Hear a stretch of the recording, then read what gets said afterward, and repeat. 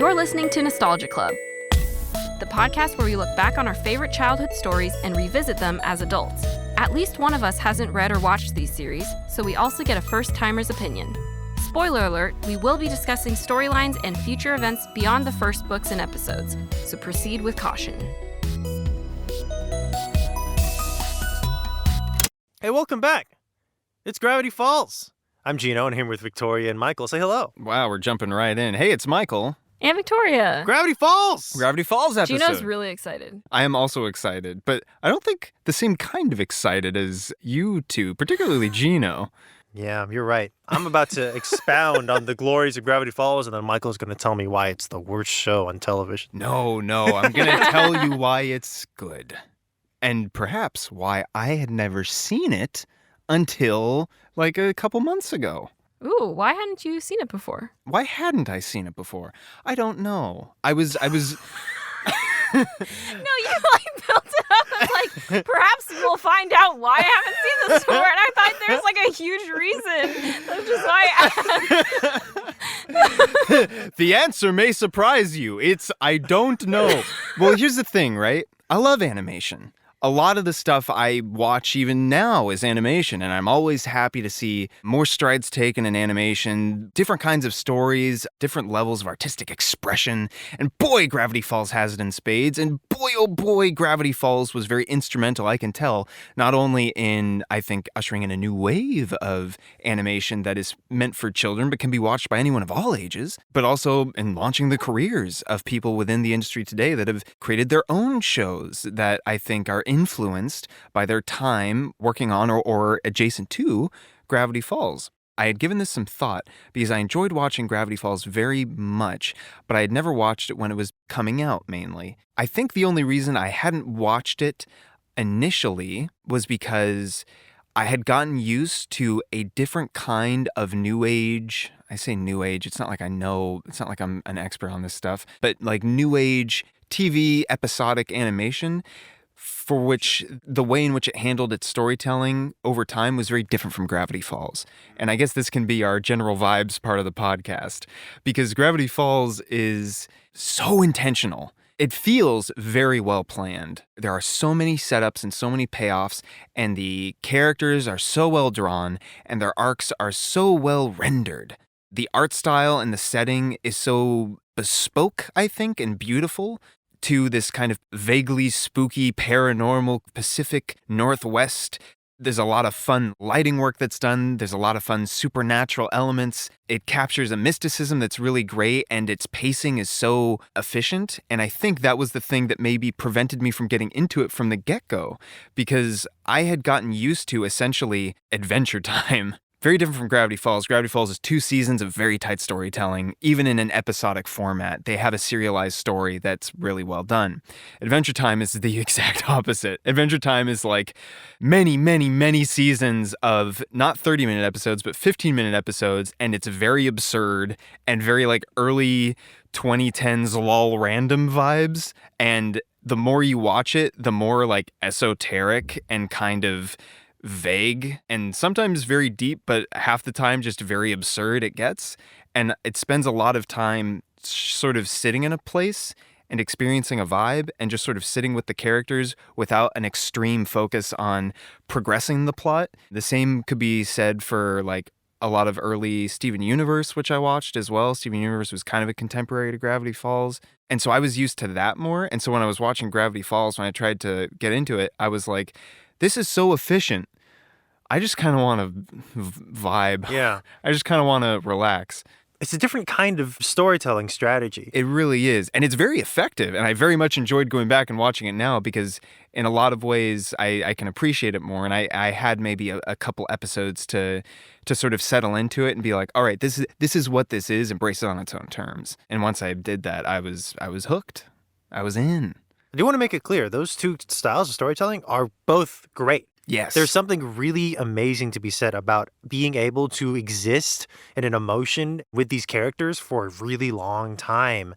And then when you do have payoffs, when you do have world-changing events, it feels that much more earned. Gravity Falls is very much a beginning, middle, end story with a lot of twists and turns. I think and this is just a personal opinion, but I think it is the most influential serialized children's animation show since Last Airbender. And maybe at this point, its influence has surpassed Last Airbender just because of how time works and because it's been a while since Airbender came out. Yeah. I can't speak for other kinds of shows like Adventure Time, perhaps has had a different kind of influence, but the kinds of shows that came out directly after Gravity Falls ended and their kind of progression through the hellscape that is the animation industry, you can directly see the influence Gravity Falls has had. And also you can unfortunately see where it stops as budgets get tighter and CEOs change their mind. Yes. And write entire works of art off for tax credits. Yay. Yeah, I would agree. I would say Last Airbender is probably more foundational than I think all of the animation that's come after it in TV. Airbender is foundational in a way that nothing can really replace it because its place in the firmament is set. But Gravity Falls is like an additional constellation in that sky that is now like the stars from it are forming other constellations as well. Yes. I think Airbender, when it landed, created a massive wave, like a low bass hit that reverberated through the industry. When Gravity Falls landed, it created a series of shooting stars that kind of landed and imploded, and each explosion made their own shooting star. So it was a different kind of influence. Yes. But very influential, nonetheless. Mm-hmm. Victoria, vibes? The vibes are great. I was trying to look up what shows came out around the same time as Gravity Falls because I also, like Michael, have no idea why I didn't watch it until now. I know it's always been on my radar, just being on the internet, but I'm somehow managed to avoid like most of the spoilers. Like I know like there's a pig and there's like a weird triangle dude. Major spoiler. Yeah. Pig. But I didn't know anything about it. And that's great because, hey, if you're listening to this podcast episode and you haven't seen Gravity Falls, this is not a property that you can, okay, well, obviously you can read the Wikipedia page of anything and then watch it and enjoy it just as much as anyone else could without knowing the plot. I think the focus on keeping spoilers is sometimes a little over-exaggerated, how much it influences. But this is one of those properties that you really should watch it for the first time just as it is, without knowing. You really should, because there are a lot of very good twisty-turny plot hooks and character progressions that I don't think we would be able to do justice. Yeah. So when we start talking about the plot, from that point on, this is for real fans, for those who have watched the show and come back. Yeah. I think around this time, I was just more into anime. I was in my anime phase, so that's probably why I didn't watch Gravity Falls. And then as soon as I got out of my anime phase, I went right to Steven Universe. And then it was like... whole different vibe. Yeah. It was... And Steven Universe is so much longer that I was just in Steven Universe for a really long time. What a great vibe, though. Yeah. Early Steven Universe, just such a nice vibe. Yeah. I want to be in Beach City. Eating little crispy fries. I mean, I'll admit, I didn't hop on the Steven Universe train until I realized, because that was still in a phase, I think, of animation where I wasn't prepared for what you see a lot now, which is, hey, we're going to present you with this thing that, don't worry, there's a long-form plot running in the background, but it's going to be episodic to start. Steven Universe had that going for it, but it had like 50 episodes before its major sort of plot and a lot of twists started being revealed. I was used to the slow burn before, leading up to eventual reveals. Gravity Falls has the feeling of a slow burn, especially because I think there was like a couple years between seasons 1 and 2 or something. But it does it in, again, a much shorter amount of time, 2 seasons. Also, I will say the comedy for Gravity Falls is very different than both Steven Universe and like Adventure Time, because with Steven Universe and Adventure Time, a lot of the comedy is, this is tough to describe. I'm not a comedian, but it feels a lot very like incidental or situational, especially Adventure Time. Again, early 2010s lol random humor, or just like it's a post-apocalyptic, Feywild looking scape. There's a lot of just weird, funny things and animation tricks that just make you go, oh, ha, ha, ha, that's so weird. With Gravity Falls, even though there's supernatural stuff happening, and even though a lot of it is hilarious, a lot of it is naturally more grounded in a world that's more like ours and human characters. Mhm. And so a lot of like the jokes, I'll be able to be like, okay, I can hear the joke coming and I can hear them setting it up, and here's the punchline, and then it's going to get probably called back. But the wonderful thing about that was the way in which they call their jokes back and their comedic bits surprised me almost every time. Mm-hmm. Like I could see a joke coming and then it would come back later in a form I was not expecting at all.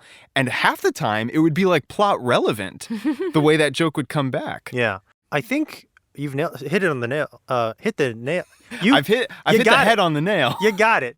I hadn't really thought about this, but I suppose it makes sense now because one of the lead writers in season 2 was I believe one of the founding or one of the more prominent writers of the original Simpsons. No way. And he joined the show after watching season 1, and he was so excited about it that he asked to be on season 2. Wow. That is something that's majorly impressive about Gravity Falls is the impact it had not only on fans watching it, but like people in the industry that wanted to work on it. They saw something special happening, and they Yeah. want to be a part of it. For those who don't know, Gravity Falls is a 2012 Disney television animated show by Alex Hirsh in his first cartoon directorial debut of a children's show. I don't know if I'm saying these things right. I think you're right. He was basically just fresh out of college.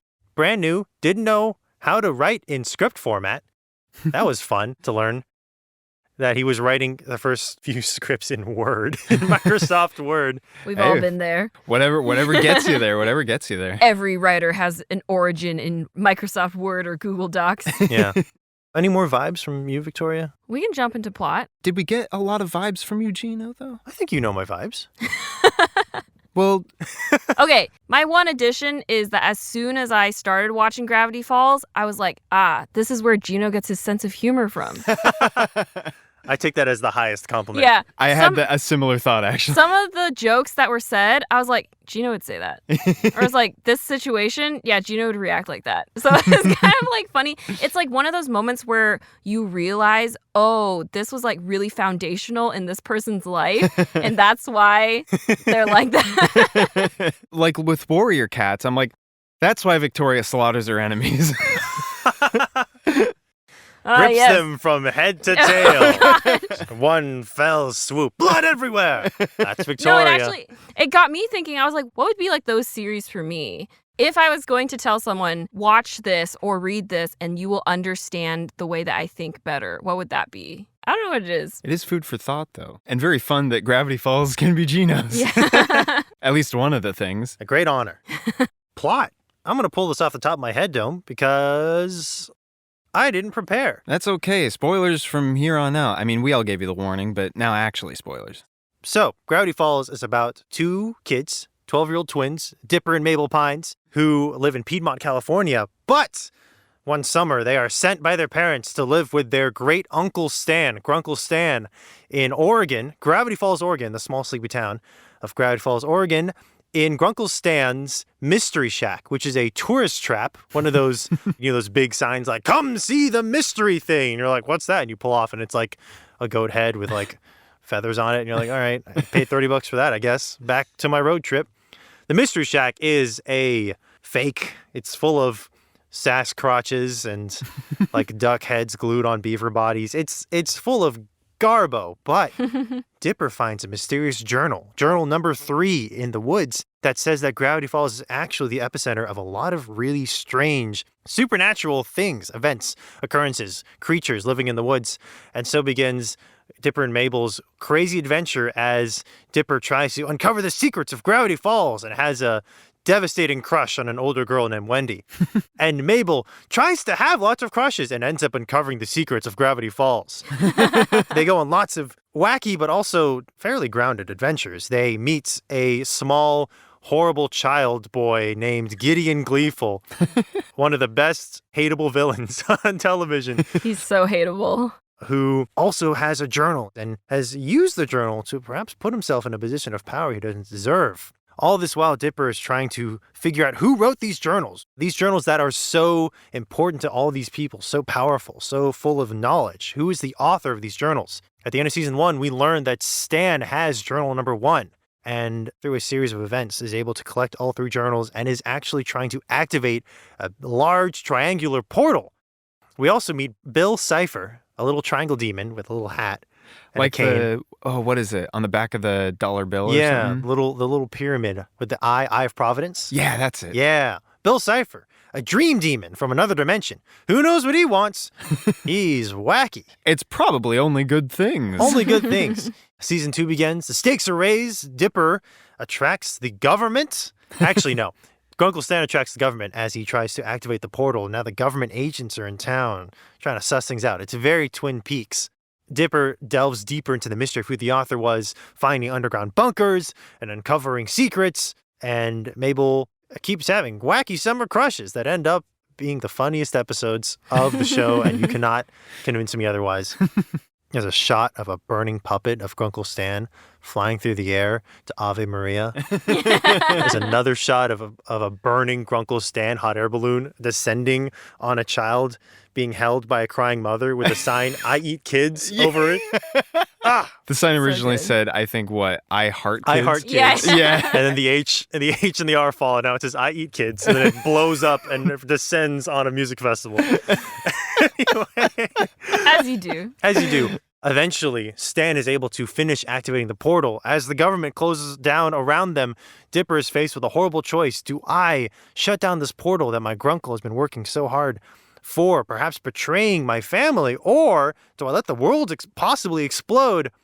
Eventually, Mabel has to make the choice for him. Mabel decides to trust family, creating a rift between the twins. And then Grunkle Stan's twin, also named Stan, exits the portal. Plot twist, he's the author of the journal. Dipper's been fangirling over his own grunkle.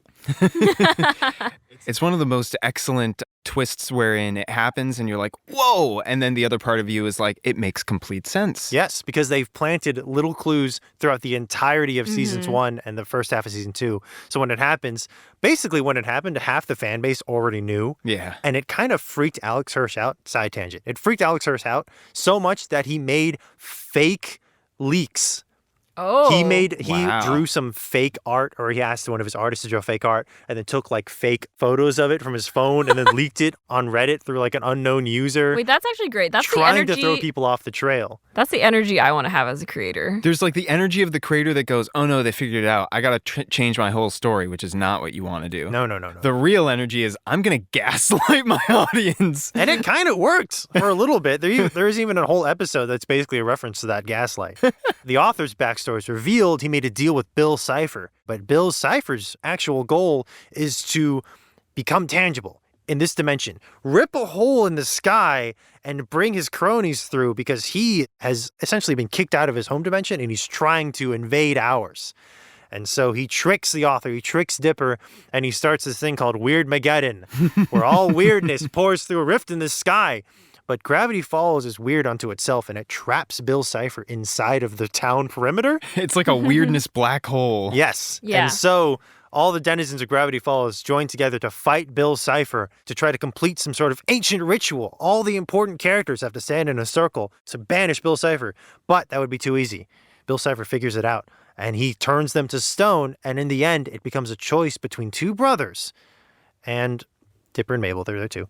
Two brothers reconciling, trying to put aside their past differences. 30 plus years of miscommunication and family failures. And Grunkle Stan decides to sacrifice himself to kill Bill Cipher, which they maybe do. Wink, they do. There's only 2 seasons.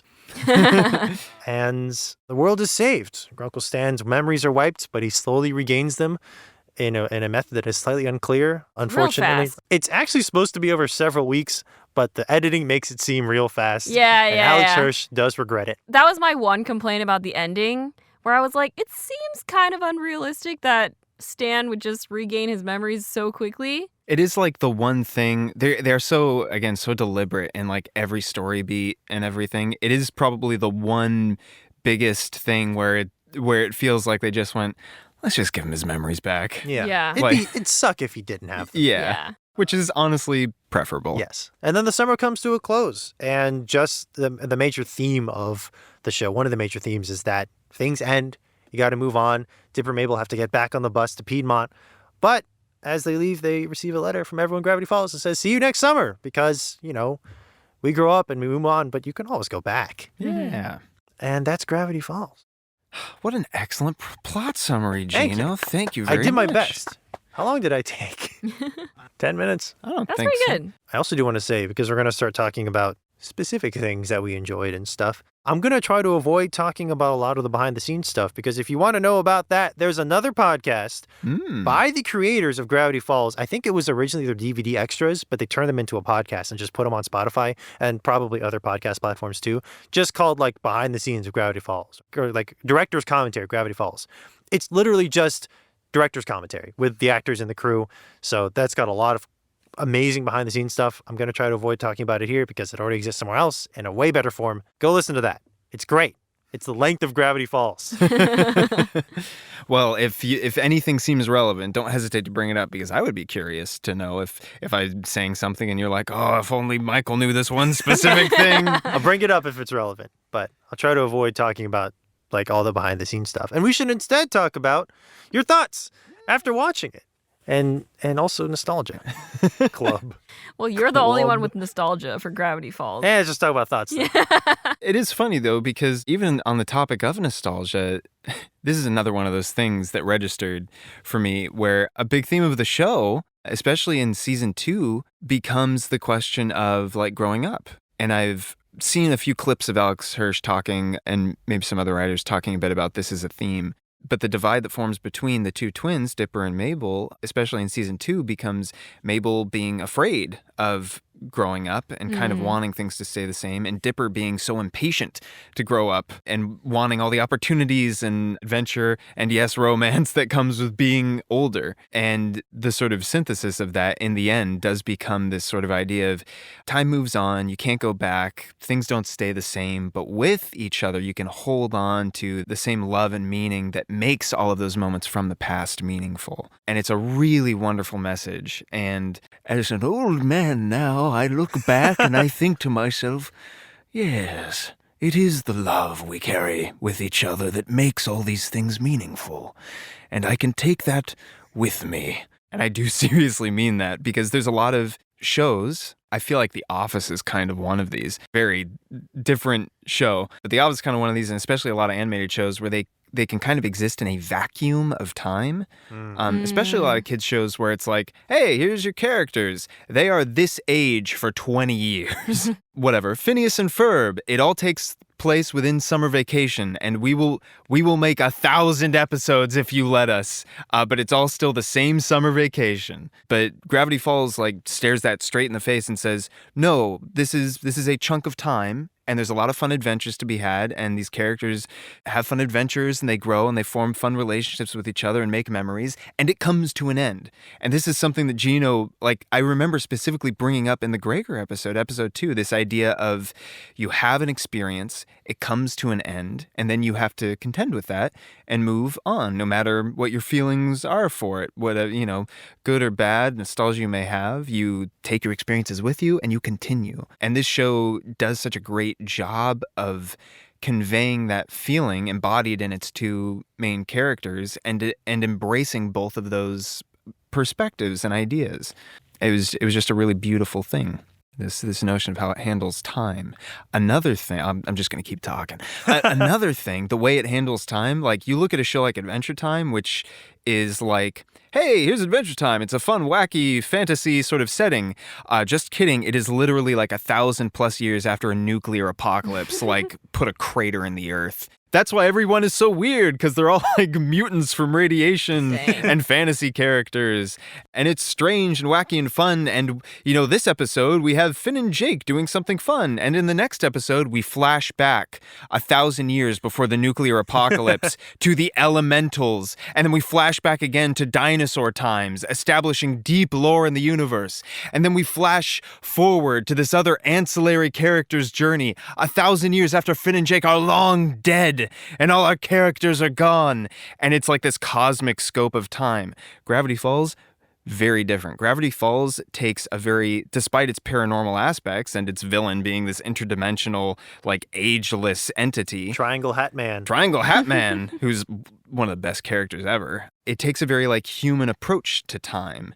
And like it clicked for me many times, but no greater than when we have that flashback episode where we get the full explanation of where Grunkle Stan and his brother Stanford, also known as Ford, come from. J.K. Simmons. J.K. Simmons. I cannot get over J.K. Simmons as Ford. I'm sorry. Isn't that something? I really can't. It's incredible. What a pull. What an absolutely wonderful pull.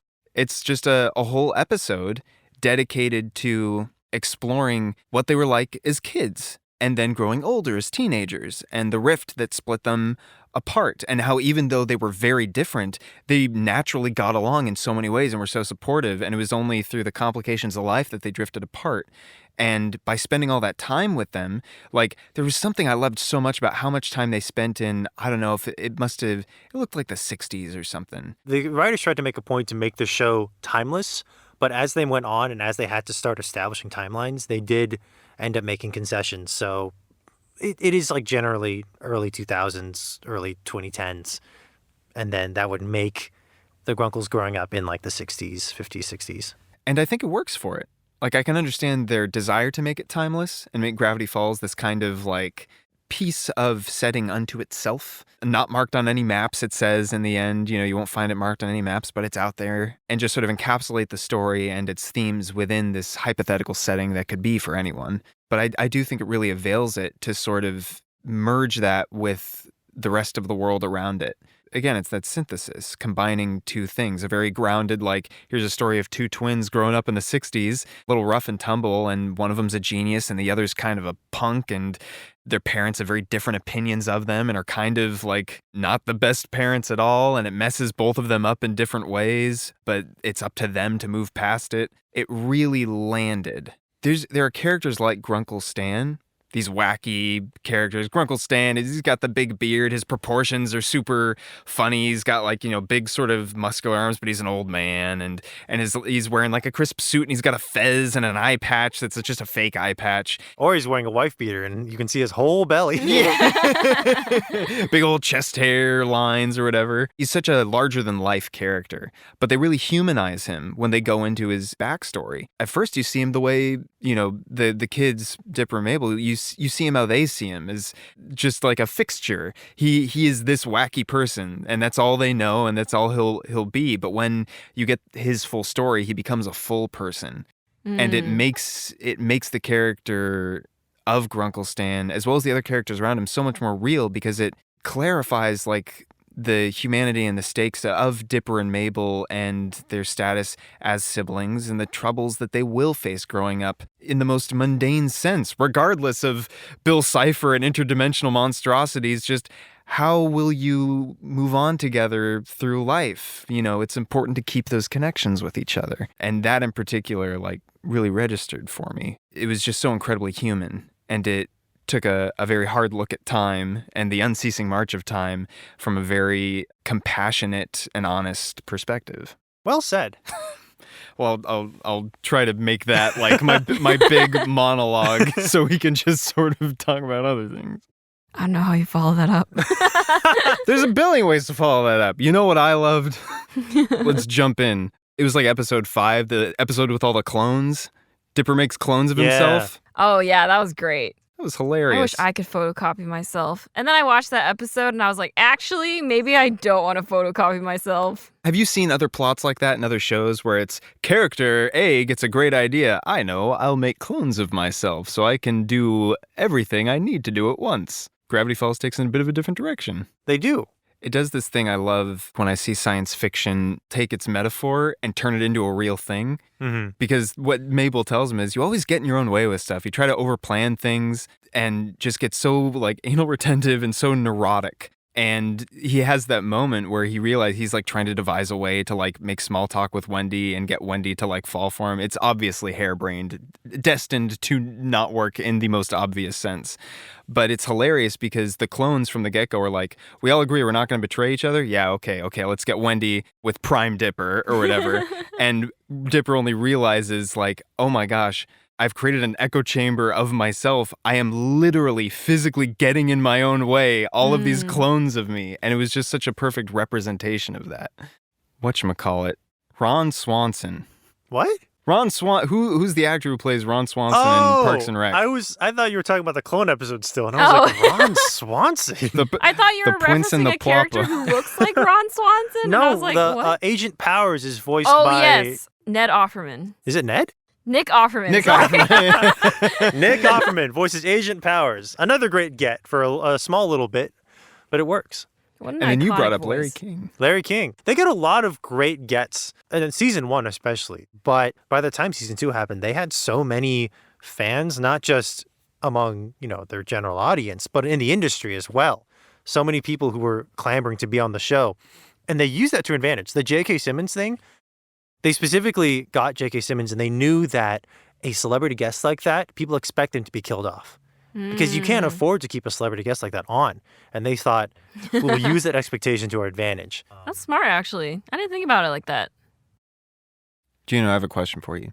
Yes. Were you on message boards and forums and things while Gravity Falls was airing? Because you watched this as it was airing. I'm quite sure I hopped on to Gravity Falls as season 2 was coming out, as the hype train for season 2 was building. That was an excellent time to be a fan of Gravity Falls. I bet, because it was a long hiatus there. Yes. Comparatively speaking. The writers of Gravity Falls got to do something really cool where they got to, before the era of streaming, they got to make a chunk of episodes before the show started airing. So instead of just writing an episode, making the episode, writing an episode, making the episode, they got to write 6 at once and then make 6 at once. And what that let them do is start planting a bunch of like ciphers and Easter eggs and clues and such in these first 6 episodes. I'm generalizing here. But when that aired, people went berserk because no other TV show of this style had ever done this before. There was no other children's cartoon that you could watch episode 2 and then see something in the background that's kind of weird. And then episode 4, it comes back in a big way because that's just not how TV writing was happening. So the online community, Tumblr especially, got really into solving these ciphers and making theories. There were entire websites dedicated to solving Gravity Falls theories. I know a few people who now their entire living is based on this early success they had in the Gravity Falls community. Wow. There's a couple people making like merch now for a whole bunch of different shows that started as like Gravity Falls fans. Wow. Yeah, I wasn't super involved. Like I wasn't actively theorizing or anything, but I was watching it all happen. I don't really participate a lot in online communities. I kind of just drift on the peripheries. I got to see when they released the Comic-Con season 2 trailer live. That was cool. Not live, online when it was happening. Shipping wars are weird, but let's not talk about that. Wait, Gravity Falls shipping wars? Usually a shipping war is like, I think character A should be with character B. No, character A should be with character C. No, character B and C should be together and character A can die. But the Gravity Falls shipping wars were, I ship these 2 characters and then the rest of the fan going, what? Don't do that. Don't do that. You got to be more specific, Jino. For moral and ethical reasons? Yes. Okay. It's Dipper and himself. Possessed Dipper. Bill Cipher Dipper. Bipper.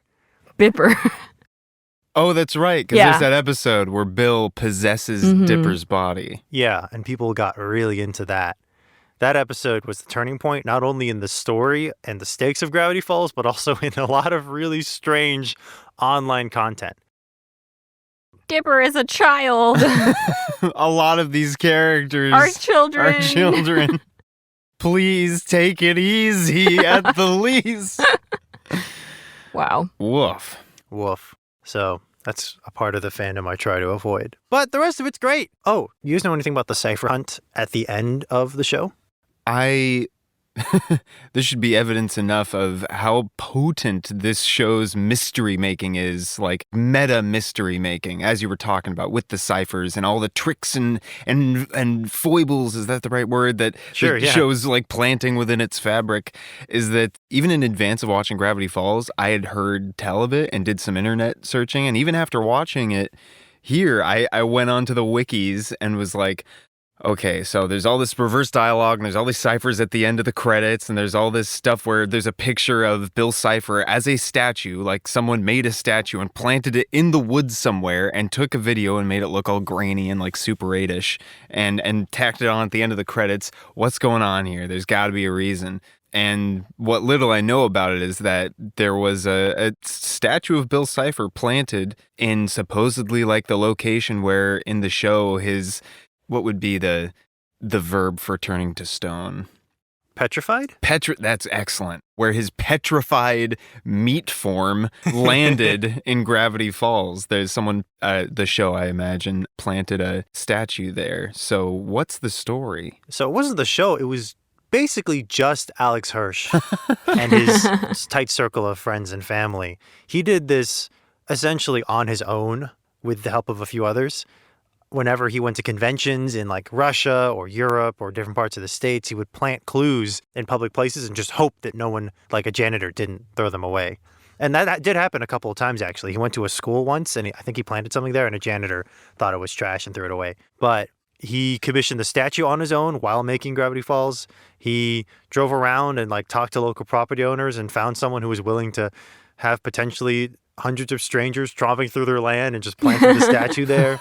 And then him and his team just ran it from their phones in their houses. And it's all over the internet. Listeners, you can go find it. I'm not going to repeat something someone else has said, but it's fascinating because like it was a truly international effort, but the studio and the network had nothing to do with it. That's how dedicated both the creators and the fans were. And they solved it quick. And they found it quick. And there were enough of them that the police got involved, and they had to get the statue moved to an actual tourist trap. Wow. That I think that's just perfect. Was one of the inspirations for the Mystery Shack. Nice. So that's where it is now. For a while, it was at a police station, but now, which is fitting. If you've watched the show, there's a lot of police gags. Again, this is the energy that I want to have as a creator. Going around the world planting clues for my fans. Did you have any knowledge of all the gimmicks and gags, Victoria? I actually did not until this moment. Did you, as you were watching it, did you see like the stuff at the end of the credits or like any of the ciphers or the clues? I did really enjoy that they planted clues or just like fun little moments during the credits. I did not have the smarts to dive deep into the ciphers. Not only were there clues in the credits, a quick flash of a couple of frames of this cipher in season 1 and then portions of the cipher in season 2. And there's also like a mini web series of Gravity Falls that they released between seasons. That's actually pretty comprehensive. And they also do flashes of a cipher there as well. But also in season 2, they hide ciphers in the background paintings. Oh, wow. Wow. On a skeleton, on a statue, just in the sky. They'll just hide ciphers everywhere. And the team worked really, really hard to make them hidden. And of course, the second the episode goes out, someone tweets about it and they found it. And the whole team goes, we didn't do well enough. Next time, we'll get him next time. And they never did. Fans have eyes like eagles. They just zone in on every clue. Yeah. Once you know that something it might be there, you're going to look for it. Yeah. And that's all you're going to do until you find something. I definitely do want to rewatch it because knowing what happens at the end, it's fun to go back and see where they planted the clues. I just didn't take the time to figure out any ciphers. Maybe if I was younger and had more energy, I would do it. Oh, these kids and their codes and mysteries. And I was really into codes and mysteries as a kid. Did you have a favorite episode? I really liked the mini golf episode. Ah, yes. Where Mabel and Pacifica have their mini golf showdown. And then it turns out that the mini golf course is run by lots of mini societies. They're all at war with each other. And so at first, Mabel enlists the help of some of them and then tries to basically cheat her way to victory because she feels like, I guess, insecure about whether she can actually beat Pacifica. And then she realizes, hey, maybe this isn't the best way to go about this. I find that really interesting because when that episode came out, it was divisive. Oh, really? Really? Because the first 3 episodes of season 2 are so plot heavy, so lore heavy, and they're kind of dark. They all have a very dark tone. And then suddenly you have this goofy episode with little tiny mini golf people, and the stakes are, oh no, I'm going to get sucked into the windmill blades. And there's nothing about like the major overarching story. And people were like, wait a minute. This is a silly kid show, and I've forgotten that, and I'm upset about that. Looking back on it, I think it's a really great episode, but the tonal whiplash got a lot of people That's up in valid. arms. Yeah, I can see that. I think I just enjoyed getting to know Pacifica's character more because before that episode, she's just the snobby rich girl who is kind of mean. And in that one, she actually shows like a hint of backstory, and you start getting a little bit of sympathy for her. Also, I just like Mabel episodes because Mabel is awesome. Mabel is awesome. Anyone who says otherwise is lying to themselves. Mabel is so great. There's a lot of weird Mabel hate on the internet. Really? It's one of those things where you can kind of trace it back to one core source, like one popular YouTube video that was like, Mabel sucks. And everyone was like, I agree with you now. Mabel's a great character. Speaking of, do you have a favorite character, Victoria? I think it probably is Mabel. She just makes me happy. She's always so like, wow, rainbows and glitter. I liked any episode where there's like a lot of like sibling fighting. Like the one where Mabel's like, I'm going to have a sleepover. And Dipper's like, I can't sleep if you have your friends over. And then Mabel's like, well, I can't sleep when you're up late at night, like poring over your journals and like muttering to yourself. I was like, yes, this is an accurate sibling dynamic here. What about you, Michael? It's funny because going into it, from what little I knew, I probably wouldn't have expected. It's Mabel. I probably wouldn't have expected Mabel to be my favorite, just because it's tough to write a character that's like a comic relief character who's always bright and always sunny, and like, remember, this is a kid's show, and here's the one who's going to do all the wacky stuff and have like a crazy sort of plot twisting around, like, I'm in love with this puppeteer, or I'm in love with this mermaid who lives in the public pool. That was a great episode also. But she's just written so well. It's a very well-rendered intersection of just like positivity and manicness, and it helps that she's like always paired with her brother, and you get to see that weird like, I'm going to just kind of ruin something for my sibling just for no reason energy. Also, Seuss. I really love Seuss. Is great. Seuss We haven't is even very talked good. about Seuss, I think. I was so happy when Seuss got a girlfriend. I was just like, and then she shows up at the end. She like helps him run the Mystery Shack. I was like, oh my gosh. It's a really sweet dynamic. Yeah. I think it's like one of the only, if not like the only, like Seuss-centered episodes. And for anyone who doesn't know, who may just be listening because they love the sound of our voices, Seuss is like an assistant, sort of, he's like a handyman at the Mystery Shack. And he has dreams and aspirations to sort of inherit it one day. And a big part of his character is that he just lives with his grandma, I think. And he's never the known walls. his dad. Yeah, his grandma's also a great character. I love her. Jino, now it's your turn. Oh, geez. I think as a kid, I really liked McGucket just because he's a punchline in most episodes, but he also has this really strong like backstory and character arc. He sounds like this most of the time. He's the classic crazy like prospector character. Yes. He starts out as a punchline. Pacifica too. I think what these two characters have in common is that in season 1, Alex Hirsh and the central writing team used them just as punchlines. They had no intention to develop their characters. But, and I know this for Pacifica specifically, and I think McGucket was more of like a utility character, but the artists, the storyboard artists, love Pacifica. And they really, really pushed for her to get a character arc because they saw so much potential in her. And that's why in season 2, suddenly she begins to have these Pacifica central stories and more of a backstory fleshing out. It's a really great example, I think, of listening to the voices of your entire team and taking input from every department and valuing that and putting that in your story, which I think is something that carried on. This sort of tradition of the style of collaborative storytelling bled into the projects that were spun off by people who worked on Gravity Falls. And I am afraid it is ending now because of corporate mergers. But well, that's great. I didn't know that because Pacifica, I hadn't even thought she's also a wonderful character. I may change my answer to Seuss just the more I think about it. I just really like Seuss. Seuss is great. Seuss is based off of one of Alex Hirsch's real friends. No kidding. Just a guy at CalArts named Jesus, who seemed too old to be there, but also like kind of a kid at heart. It just kind of existed on the periphery. And Alex Hirsch was like, "You're in my cartoon now." That's really great. Honor. My favorite Pacifica thing at the very end was when Mabel made sweaters for everyone, and Pacifica was like begrudgingly like wearing this sweater, but she's also like, "This is really nice, thank you." I guess this is something you run into in a lot of shows, right? Side characters that get arcs, even if it's just for an episode, people will glom onto it. Yeah. Like, this is everything. Yes, finally. I guess we have a lot to thank for those storyboard artists and the general creative team involved for being collaborative and listening to each other. Have you guys watched Amphibia? I have seen parts of Amphibia. I'm sorry. Okay. That I was sounded gonna, like I was gonna say a fun fact, but it is less of a fun fact now that because the context is gone. But it's fine. Never mind. What? No, come on, fun fact. It's because if you look at like Pacifica's character and like the sudden character arc she goes through, and then you think of like, oh, what kind of person would be really into that? And one of the people who really pushed for Pacifica is Matt Brawley, who went on to make Amphibia. And one of his ideas behind Amphibia was, what if I make Pacifica the main character? That's pretty great. Another direct correlation between the two shows. That is great because I've seen parts of that show, but I've seen the pilot at least all the way through. And that show does some very interesting stuff with how it tells its story, how it splits it up between its three different characters. Yeah. And now that you say that, I can definitely see that. It's another show that I think we could go into a very long analysis of storytelling, analysis, whatever. But this is Gravity Falls. What did you guys think of the finale?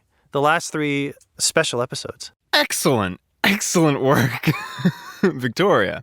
When they go into Mabel's Utopia land, that was pretty great. Bill Cipher, our horrible antagonist, our horrible, very compelling, enthusiastic antagonist, traps Mabel inside a prison designed to keep anyone there. And it's basically just like a paradise where anything you want comes true, which is it's just great. There's so many things in this show where it's like, I've seen this before somewhere else, but Gravity Falls does its own thing with it. And that's that's all you can hope for with this stuff. Everything's derivative in its own way. You just want it to be, true to itself and the version it's creating. And this is just another one of those examples. I'm wondering if you guys had any expectations about what would happen, not just in the 3 episodes overall, but like as each episode began, because, oh boy, the fans sure did have lots of expectations. I'm lots sure. of ideas. It's hard to do a finale when you have so many eyes with expectations. I'm not super tuned into the fandom at that point, but I think it was fairly well received. I think most people were satisfied. I was honestly just along for the ride. I was very invested in what would happen between Mabel and Dipper because at the end, Mabel feels conflicted because it's almost the end of summer and she wants to hold on to things not changing. Or she was really excited at first to go to high school. They were going to high school, right? Yeah, I think so. Right. Okay. So she was really excited for her and Dipper to go to high school. They were going to conquer high school together just like they've conquered everything together as twins. And then Dipper tells her, hey, I actually might stay with Uncle Ford and help him with his research. I don't really want to do this whole school thing. And Mabel's like, what do you mean? We're going to be separated. And then it's very much a foil of what happens with Stanley and Stanford back when they were young. So I was very invested in that. And that's like the whole reason why this utopia is able to draw Mabel in and keep her there, because in this world, it's summer forever, which means you never have to confront the idea of your twin brother leaving you. And there's also 2 hot retro 90s boys in their neon colors and groovy sunglasses That and tank definitely tops. helps. It's like, what was it, like Brad and Tad or something? Or... They had like their most ridiculous, like dumb names. Hold Yeah. on, I gotta look these guys up. Wow, watch it be Brad and Tad, and we have a listener who's like, Well, Tad's a "But different mine-" character. Tad's Strange, the most normal man in Gravity Falls, Oh, is yeah. voiced Right. by the Night Vale guy. Really? They got Wait, the really? Night Vale guy. Yeah. All of these freaking, all Wait, of these that's actually celebrity awesome. guests. I love that. Gravity Falls. Oh man, Neon Boys. Let's see if that brings anything up. What do we got? Yeah. Oh. Zyler and Kraz. Yeah. Zyler with an X, Kraz with a Z. They're so Zyler great. and Kraz. I love the moment at the end of, I guess it's like part 2 of the finale, where Zyler and Kraz are like seemingly one of, if not the only, like, memory entities of Mabel's prison to, like, survive its destruction. And they just, like, look out over the blasted wastes of Gravity Falls in their super glammed up 90s attire and just have this, like, quiet existential, like, comment towards each other of, like, are we alive? It's fantastic. So good. See, even like these like random gag characters are awesome. There's like no character who is like a throwaway character, really. They and always even if come they back. are throwaways, Yeah. it's a really well thought out throwaway. Yeah, that's true. Yeah. I wanted to circle back to McGucket. When they finally went into his backstory and the reason why he seems like an even crazier Gravity Falls resident than everyone else is because he was actually Stanford's assistant. And he was the first one to go through the portal and he lost his mind because of it. And that blew my mind. I was like, whoa, this character who's been popping up constantly and is always just like, look at me, I'm McGucket. He's actually like the smartest guy, like key player in all of this. I thought that was awesome. It is cool. And it's cool how he, like, keeps a lot of his wackier traits even after he, like, they give him his memory back. Yeah. He gains back a lot of his, like, coherence and self-awareness. He's still a fun-loving hillbilly sort of person caricature. And he inherits the estate, Pacifica's parents' estate at the end. It just walks in with his little stick and handkerchief and is like, well, I'm moved in.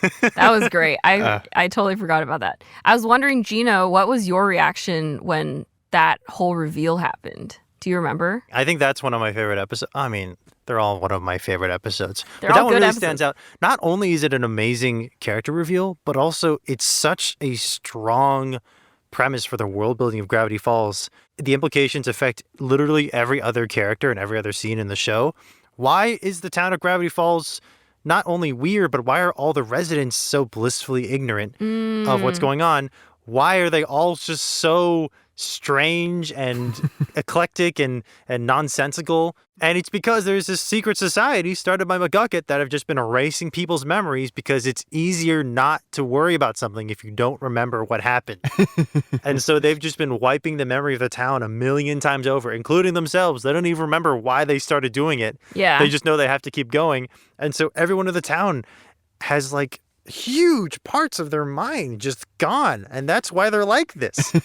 I liked the reveal that the lady who runs the diner, I forgot her name. Lazy Susan. Yeah, Lazy Susan. The reason why one of her eyes is like, she has like black eye or something. I think she literally has a lazy eye. Oh, a lazy eye. It was explained in that episode, right? It wasn't that episode. I Sorry. think it was Maybe I'm remembering the incorrectly. Uncle Stan's backstory episode when he's showing off all of Ford's inventions, trying to get money from the town. He's just starting at the tourist trap, and he's like, there's a Oh, right. thingy, and he presses the button, and it zaps Lazy Susan in the eye. Oh, right. Okay. Sorry to the listeners. I was misremembering. It's I okay. got them confused. I got my memory erased by the Secret Society. Ow! Ah! I could talk about my least favorite episode. Oh, yeah. Oh, what is it? My least favorite episode is the one where they go on a road trip and then they meet the spider lady. Was it because of the road trip, or was it because of the spider It was lady? because of the spider lady. No, the actual road trip episode was great. But the spider lady was really disconcerting, especially when she like unzips her face. Yeah, season 2 has a lot more, like, body horror. Yeah. No, I agree. Spiders with people faces are just not cool. Yeah. I would say they're even pretty droon, if you'd ask me. Okay, yeah, that's true. Spiders No. with, wow, yeah. She was actually fine when she had like a human face in the spider body. It was when she like took off her human face and then just had like ugly spider face. And I was like, no, I'm good. Giant mandibles just, like, peeling the human Yeah, I aspect did of her not around. like that. Did not like that. Also, they left Seuss like in the middle of a cornfield. You know why they did that? Because the writers forgot. Yeah. The writers forgot. And they were like, wait a minute, we forgot to pick up Seuss. And someone was like, what if he's just still in the corn maze? And they were like, done. Poor Seuss. Forgotten in real life. I'm sure it probably saved on some animation time and Just effort. delete a whole character from halfway through the episode. Just never pick him up again. Yeah. No, they even teased the spider people in a way early episode in season 1, too. Really? Really? Quentin Tremblay says the only thing we have to fear is giant man-eating spiders. Wow. My favorite character is Time Baby. Time Baby is figured it out. pretty great. Oh, yeah. There he is. This was a long, roundabout way of giving Jino time to think about. There's so many characters. That's true. Time Baby. There's like very few characters that are like canonically dead in Gravity Falls or like destroyed. But it seems like Time Baby, for those of you who don't know, Time Baby is from the future and seems to be like the ruling supreme leader of a future humanity. A giant building-sized baby. Yeah, that just levitates and floats around. Time Baby and his time cohort come back in time and are like, Bill Cipher, you can't do this thing because it's going to mess up the whole time stream. And then Bill just like vaporizes them. Yeah. Normally when something happens to a character, like some monster eats them, I noticed a number of times where they will specifically reappear later in the episode or like pop back out and be like, I'm okay. Yeah. But this time, none of that happens. It's just Time Baby's vaporized and that's it. Gino, is Time Baby dead? So in later interviews and in like books and comics and stuff, they do establish that Time Baby is currently regenerating because he's immortal, okay. cannot die. The same cannot be said for his army.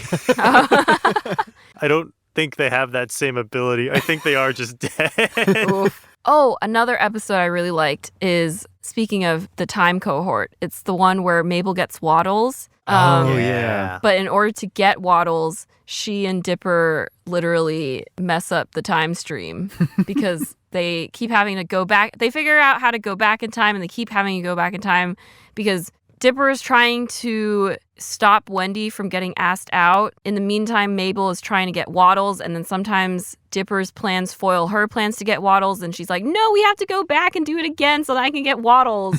It's great. It is one of those episodes where Dipper becomes the antagonist, not just to everyone else, but also to himself. Yeah. Mabel gets Waddles. It's easy. She just points at the Waddles and says, that one, Yeah. 5 pounds. And the guy's like, oh, 5 pounder, here you go. Yeah. Great gag. But it's just Dipper keeps hitting Wendy in the eye with a baseball, and he can't stop doing it because he's been cursed by fate to suffer this preteen angst. I think, Gino, you mentioned any episode that focuses on Dipper's crush on Wendy is one of your favorite episodes. They are really fun episodes. Yeah. There's a lot of episodes of TV that focus on male protagonist has crush. We're going to do this for the next 30 minutes. And it just sort of circles the drain for 30 minutes. But all those episodes have multiple aspects to them and an added point that helps like develop Dipper's perspective and character. I don't know if I've ever said that they were my favorite, but I can't disagree. But also can't, like, I think a lot of the Dipper-centric episodes usually push the plot more. But I think the Mabel-centric episodes honestly have better writing. I think their jokes are funnier. A lot of my favorite jokes are from Mabel episodes, just because... Maybe I'm misremembering. See, once again, don't quote me on anything I say in this episode. Like the golf episode, the whole long joke where each little... What do you call those? Hole? Like, the holes? Each hole with their little... Theme? Like, themed... Each themed hole with their little buildings, little tiny buildings, and there's little golf ball people living inside, and they're all themed to the hole. So, like, the French castle, they're all French, and then, like, the Dutch windmill, they're all Dutch, and then the miners, they're all little miners. There's a pirate. There's a pirate one. And they call them Lilliputians. That was pretty great. That was Yeah. And oh man, it's Remy. What's the actor's name? Oh, Remy from Ratatouille. It's Patton Oswalt. Yeah, it's Patton Oswalt. Oh, yeah. He's the lead little guy. They hit the ball into the mining hole, and usually it spits out pretty fast, but it's just stuck in there, and they're waiting. And Dipper's like, I wonder what kind of goofy antics are happening down there. And it goes down, and there's been a gas leak, and they can't get the ball through the hole. And then Big Henry says, I'll do it, and he pushes it alone through the gas leak. Remembering the cries of this little girl who's begging him not to come back, not to sacrifice his life, and then he passes away as he sends the ball out of the hole. And then it cuts back, and they don't know what happens. They just never reference it again. Poor Big Henry's passed away. Such a good episode. That was all the storyboard team for that one. Wow. They were like, oh man, the episode's too short. We need something to fill the space. And Matt Braley was like, what if I traumatize a generation? What if I introduce everyone to the fable of John Henry? The most brutal of American tall tales. I think there's just like so many wonderful things that you can just talk about. Even if it's not plot relevant, it's a great show. So I'm really glad that we got to watch all of it. It's a valuable addition, I think, to the little artistic archive in the brain of any consumer or creator. It's well written. It's beautiful. It's funny. It's poignant. It's extremely clever. Very, very clever. It was hell to make, apparently. And now it's done. 2 seasons, wrapped up, storyline over. Maybe a comic book. Maybe a novel. You can buy the journal number 3. Oh, No really? kidding. Yeah, you can get it. Ooh. Wow, fun. that's the big brain merch maneuver there. But yeah, that's Gravity Falls. If you haven't watched it and you're still listening, you've just had the whole thing spoiled for you, I guess, in a strange order. But please go back and watch it anyway and show support because it's, I think, one of the best pieces of media ever to come out of these United States of America. There's still a great deal to be gained from it, even if you are spoiled, Yeah. as I was. Just watch for all the jokes, honestly. And check out the mini episodes. I think you can also find those at the same place you stream Gravity Falls. But it's like 15, 20 mini episodes. Yeah, I haven't watched the mini episodes. Yeah. Me either. I And gotta they're get to canon. those. And Wow. they're just fun little, like, if you just want more Dipper and Mabel and Grunkle Stan and Seuss just like being weird and filming themselves like getting hurt, then like, yeah.